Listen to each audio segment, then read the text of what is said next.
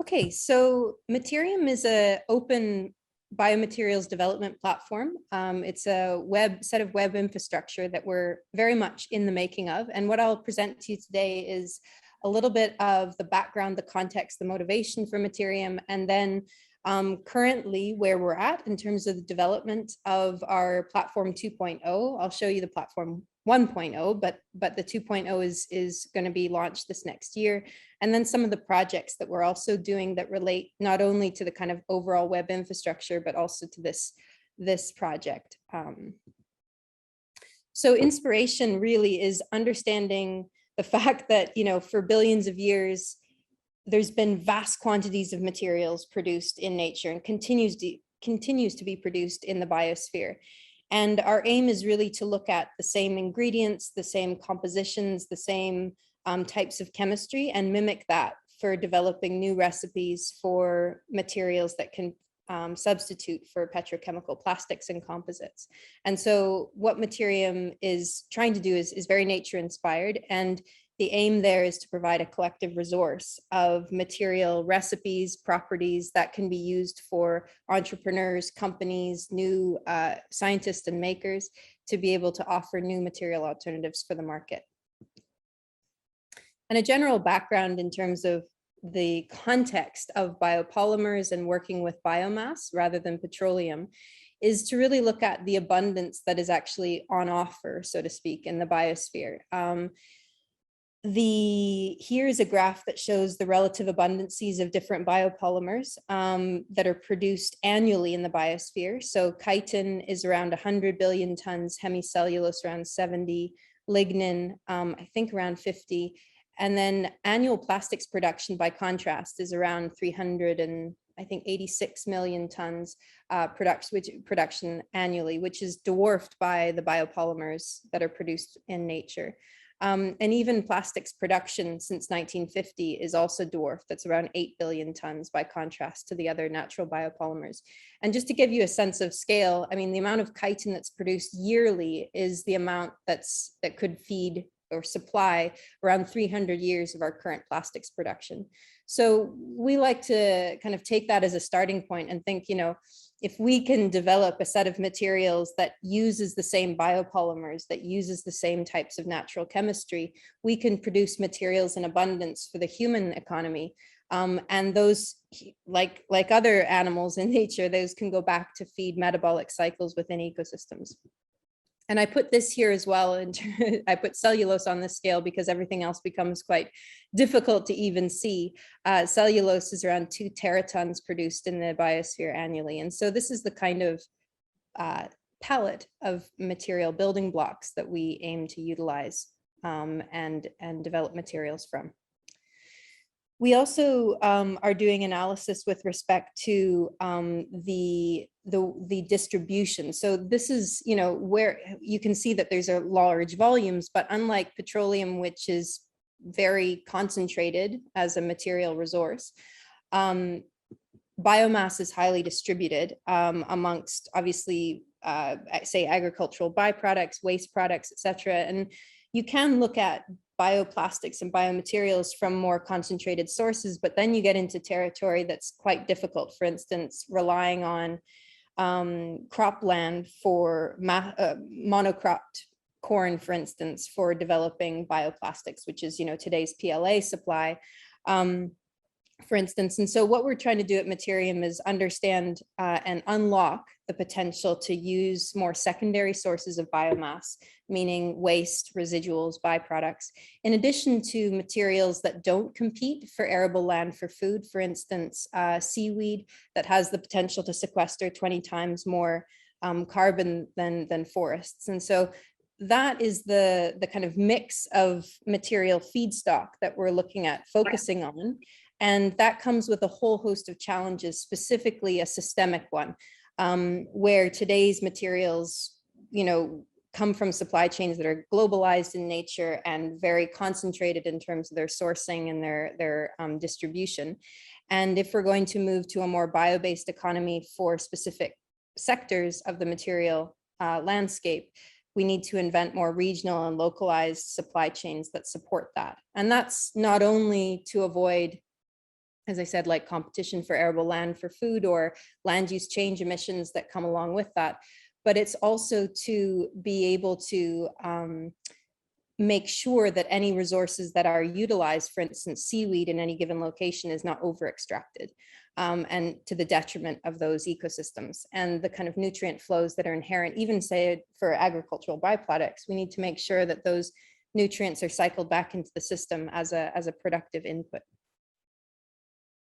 And so broadly speaking, we're looking at trying to incentivize and support a systemic transition from a very centralized and linear system relying on petroleum, the left-hand side there, to a more distributed and regenerative system whereby networks of production are more localized and regionalized, and where regenerative products go back into nutrient cycles.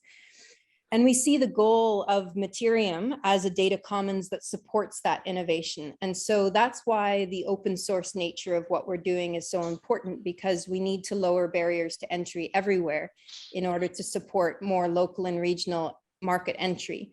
So that we're not trying to support basically one single silver bullet or a handful, but rather tens of thousands of material companies everywhere providing local and regional solutions with a common set of material ingredients.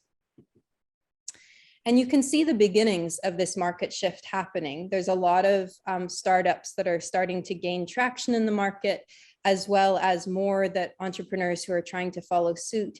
And while this is, we're keeping track of these companies as they enter, we see a real need to speed up not only their development and market purchase, but more so the number of companies that are populating this space. But broadly speaking, we can see companies here in textiles, in packaging, in construction, a number of different sectors that are really needing to shift away from petroleum. And that's actually one important point to mention, is that for Materiom, we see as well the importance of focusing on high volume, fast moving consumer goods, specifically in the bio side, where leakage into natural ecosystems is a kind of design flaw of the whole system, where if you're doing high volumes of very low margin materials like packaging, for instance, the ability to keep them within a technical loop, and i.e. recycling or take back or reuse or something, is very difficult to actually coordinate economically and incentivize as well. And so that's specifically where we see bio-based materials and biodegradable materials be incredibly important. So here's just some examples, just to give some visuals of Biome, Sway, Bioplastics, Marinatex, Ecovative. Some are more established than others, but broadly speaking, are all completely biodegradable and are based on nature's chemistry as well as ingredients and building blocks. All right, I'll quickly go to the our materials library just to give a quick tour of what we've got so far in terms of our resources. This is community generated, so we've got about 4,000 users who are actively contributing at this stage. We've got different material. You can search by ingredients or recipes. And if you click on, say, one of these recipes, bioplastic here by one of our contributors, you can see the composition, the tools you need, and the steps to make it. And that's what we've launched with. And this is all, as I said, open source, obviously, with contributors offering that information. We are moving towards a model that's going to be focused a lot more on performance data, so product that can be benchmarked for specific product niches. So here you can see an example data set that's real data. This is from the University of Santiago, where I work. Let's do Young's modulus and ultimate tensile strength. And you can see this is a seaweed bioplastic data set where you can see the performance in terms of strength and elasticity. And we are aiming to build what we call a data commons, where we're going to be scraping the scientific literature, mining it for the current biopolymer properties and processes, and benchmarking them against commercial alternatives. So you can actually select on the basis of your product niche what material recipes would be of interest, and integrating that of course, with an open community of contributors at the same time. We're also aiming to benchmark it against alternatives that the market is offering, for instance, the companies I just mentioned. And so this database data commons is in process at the moment. We have the data infrastructure built, but we're looking to scale that with a large contribution of data from the scientific literature over the next year. And one thing to mention is that we are really focused on the architecture of our database for a very important reason, is that we need to make our data accessible, findable, interoperable, and reusable. So this is what's called the FAIR data principles. And today, data is very siloed. It's, whoever has a database, you hope to stumble upon it, or it's really hard to index it and make it interoperable with other databases or search functions, etc. And so what we're trying to do is kind of do a best practice for today's FAIR data, which will enable imagine in the future, if you want to query how to make a seaweed bioplastic, you can pull on numerous databases across different research areas, and that will be something that can just be drawn from, rather than finding specific siloed research data. So that's something that we're quite focused on. And this is just an illustration of how we're also trying to make contribution quite modular. So in open source software, open source hardware, one of those, the kind of key ingredients for allowing people across different geographies and different sectors and interest areas to actually collaborate and accelerate a collective space, i.e. say software, Linux or otherwise, is the enabling of more of a modular architecture whereby people can contribute small parts to a larger project and work collectively towards a goal. And that's what we're trying to translate into the material world. So you'll be able to contribute, say, a replication of a material or one sample of a recipe or an entire new recipe, obviously, that other people can plug into. And you'll be able to see similar material systems that you can collectively work on with a community of people. So this is the kind of architecture we're building into it. And then we're also integrating AI into the platform to enable generative predictions and potential new formulations on the basis of existing data that you might want to try if you're trying to optimize your material recipe for a specific set of properties or application space. And the idea of community iteration basically is very fundamental, so that one recipe through community synthesis characterization can actually allow a set of nested recipes to be based on each other. So basically you can see the provenance or history of a community's development path. And that's, again, really important, this idea of accelerating globally the idea of biomaterial recipes. And one just kind of background note to that is that, in petroleum plastics, we've reap the benefits in terms of performance of those materials of over 100 years of really intense R&D and huge amount of financial support in private and public institutions. And so in order to move the needle and actually change the material landscape quite quickly, which is very fundamental, as everyone knows, we need a huge amount of R&D very fast to accelerate new market entrants and identify new candidates of materials. And so what we're trying to do is create that infrastructure that allows more people in more places to collaborate and actually accelerate that development together. All right, I'll just close out the presentation with a quick overview of some of our projects that feed into this larger vision. The Reflow project is currently focused on 6 European cities where we've been indexing biomass, meaning that for various types of unavoidable food waste, which is a type of biomass we've been focusing on, like unavoidable meaning eggshells and banana peels and such that you can't eat nor reduce the waste of. We have been looking at the percentage of different biopolymers that can be extracted from those sources and then aggregating that at the city level, so that, if you're an entrepreneur or someone that wants to understand what's the potential viability of developing a supply chain in that area based on, say, cellulose, you'll be able to understand, okay, here's the amount of cellulose you can imagine extracting on the basis of food waste. So that's the kind of biomass indexing modeling we've been focusing on, and we're aiming to replicate that in different locations. And so that's an opportunity that we see in this project, is being able to index some of the biomass for understanding alternatives to plastics in the region, for instance, in in the Galapagos. Another project I'll draw attention to is this one, Biomaterials Austral. This is in Porto Williams in the south of Chile. So it's basically the southernmost town in the world. And we're looking at developing methods for chitosan extraction from chitin. So chitin is a natural occurring biopolymer that is in crustacean shells primarily, as well as the cell walls of fungi.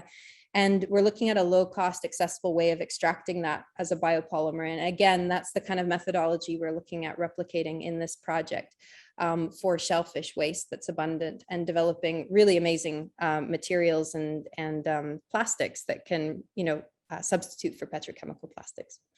So I'll close there and maybe let Charlene take over and show some samples that we have to kind of give you a more real feeling of the kind of materials that you can produce from nature's building blocks. But thank you very much for your attention, and I look forward to the discussion. Thank you, Lisa. That was great. And that last slide really needs a nice segue onto some of the examples we've got. Just the chitin. So chitin was mentioned, or chitosan was mentioned quite a lot through the presentation, just because of the array of properties that you can get from chitin, and also the array of applications. So I don't know if it's going to appear very well on screen, but we'll try. So this is an example of a biofilm from chitosan.